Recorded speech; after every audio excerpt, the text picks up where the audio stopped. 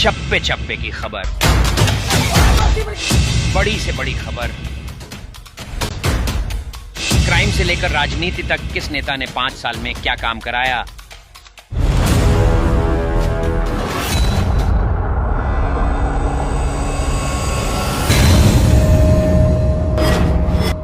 मिलेगी सबसे पहले हर खबर चेंजिंग फ्यूचर न्यूज पर, जो बदलेगा आपका से करोड़ों मील दूर जो उपग्रह भेजे जाते हैं, उन उपग्रहों को यहाँ से बैठ के कंट्रोल किया जाता है। कब उसका पहला फेज खत्म होगा, कब दूसरा फेज खत्म होगा, कब वो वहाँ पहुँचेगा, उपग्रह उस कक्षा में पहुँचेगा और कैसे जो है जो पर्टिकुलर ग्रह पर भेजा गया है वहाँ कैसे उतरेगा। अभी आपने देखा पर सर उसकी कोडिंग होती है ना। किसकी कोडिंग होती है? जो उपग्रह इसकी भेजा भी जाए। कोडिंग होती है। आपको नहीं पता इसकी कोडिंग होती है, लेकिन इसकी कोडिंग इलेक्शन कमीशन लोगों को नहीं बताता। जो आम होनी चाहिए पारदर्शिता, यही तो है। पारदर्शिता यही है कि इलेक्शन कमीशन को छुपाए नहीं, हर चीज को बताए। यही पारदर्शिता है, यही इलेक्शन कमीशन की जिम्मेदारी है। लेकिन वो घालमेल करने के लिए सरकार के साथ मिले होके बहुत सारी चीजों को छुपा रहा है। और इसके साथ षड्यंत्र में कौन कौन शामिल है, जैसे मैंने आपको बताया 24 तारीख को प्रेस कॉन्फ्रेंस करके हम बाकायदा बताएंगे।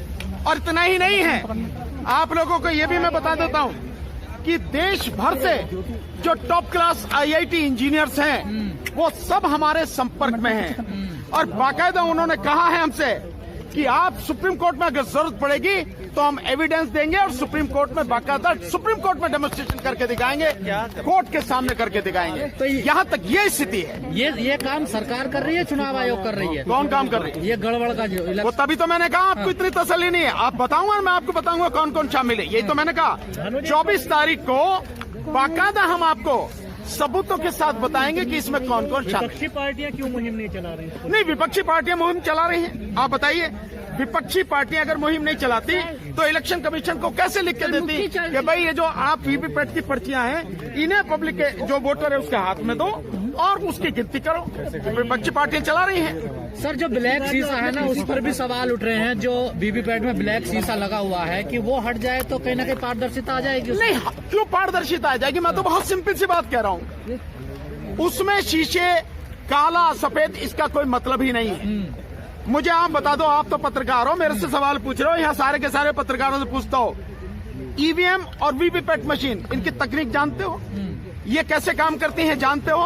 और मैं बार बार पूछता हूँ कि इस देश के सुप्रीम कोर्ट के सभी जजेस, हाई कोर्ट के जजेस, लोअर कोर्ट के जजेस, डिस्ट्रिक्ट कोर्ट के जजेस, SDM, ADM, कलेक्टर, तमाम IAS ऑफिसर, तमाम जो IPS ऑफिसर, सारे पढ़े लिखे PhD वाले, doctors, engineer, except software engineer, advocates, इनमें से कोई बता सकता है कि EVM की तकनीक क्या है, कैसे काम करती है? मुख्य चुनाव क्या इसमें पारदर्शिता है? नहीं बता सकते ना। वीवीपैट लगाया नहीं, पारदर्शिता वो पारदर्शिता नहीं, वो बेईमानी करने के लिए है। बेईमानी करने के लिए वो लगाई गई, पारदर्शिता नहीं है। क्यों आपको दिखाई नहीं देता आपका वोट उसमें? नहीं, मुझे दिखाई नहीं दिया, इसीलिए तो मैं कह रहा हूँ, इसीलिए तो मैं आंदोलन कर रहा हूँ। तो डिस्प्ले पे नहीं आता? नहीं, बिल्कुल नहीं आता, इसीलिए तो मैं बता रहा हूँ। और डिस्प्ले पे जो आता है, हमने बाकायदा जंतर मंतर पर 6 तारीख को दिखाया, आपको प्रदर्शन करके दिखाया कि उसमें क्या घालमेल है।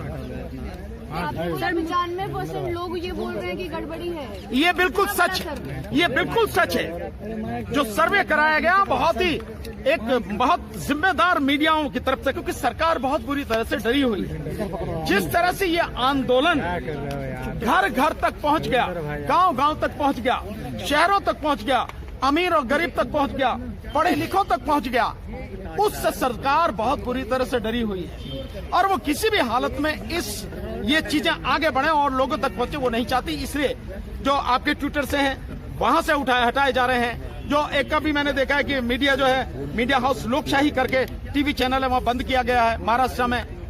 ये जो सारी चीजें चल रही हैं, ये सरकार का डर बताता है। और ये डर भी पक्ष है, आज नहीं तो कल विपक्ष को आना ही पड़ेगा। ये जनता की लड़ाई है। अगर विपक्ष जनता का साथ नहीं देगा तो जनता को कमजोर न समझे विपक्ष। और वैसे भी मैं आपको बता रहा हूं कि विपक्ष हकीकत में धीरे धीरे हमारे साथ आ रहा है। आने वाले समय सड़कों पर भी आएगा, क्योंकि ये लड़ाई हमारी नहीं उनकी भी है। उनका तो पूरा ही तबाह हो जाएगा।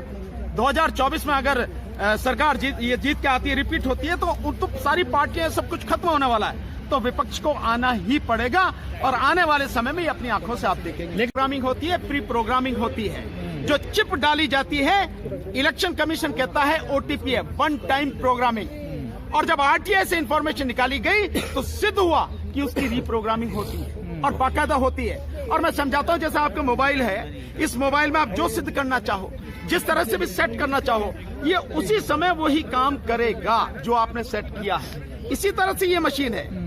और मैं दूसरी बात ये कह रहा हूं, इलेक्शन कमीशन का काम है पारदर्शिता। मुझे ये बता दो, मैं फिर आपसे पूछ रहा हूं, आप पत्रकार हो, आप सिद्ध कर सकते हो, दिखा सकते हो, ये जानते हो कि टेक्नोलॉजी क्या है इसकी? आप जानते हो ये कैसे काम करती है? बताओ ना, आप मुंह से जवाब देके बताओ।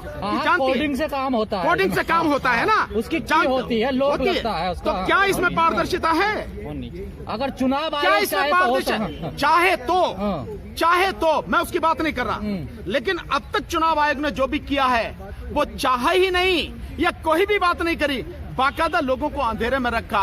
और अभी तक, और बता रहा हूं, अभी मैंने आपको बताया, आपको तसल्ली नहीं है। 24 तारीख आने दो, मैं इलेक्शन कमीशन की पूरी कुंडली खोलूंगा उस दिन, और कौन कौन षड्यंत्र में शामिल और कैसे कैसे सारी चीजें वो खोलूंगा। अभी आने दो। सर कांग्रेस आ रही के साथ आपके? सब लोग साथ में आ रहे हैं। हाँ, सब लोग साथ में आ रहे हैं, आना ही पड़ेगा। राहुल गांधी भारत जोड़ो यात्रा करते कोई हैं। बात नहीं, तो उन्हें करने दीजिए। अगर उनको लगता है कि भाई यात्रा से ही उनका जो है सब कुछ कल्याण हो जाएगा तो उन्हें करने दीजिए। वान नेशा में 33 तारीख को